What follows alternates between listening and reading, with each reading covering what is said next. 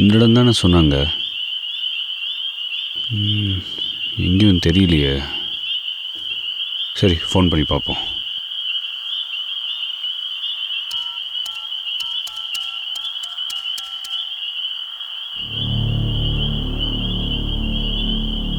என்னது, சுவிட்ச் ஆஃபா?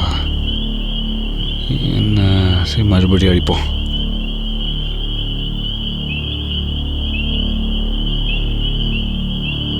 என்ன சுவிட்ச் ஆஃப்னு வருது?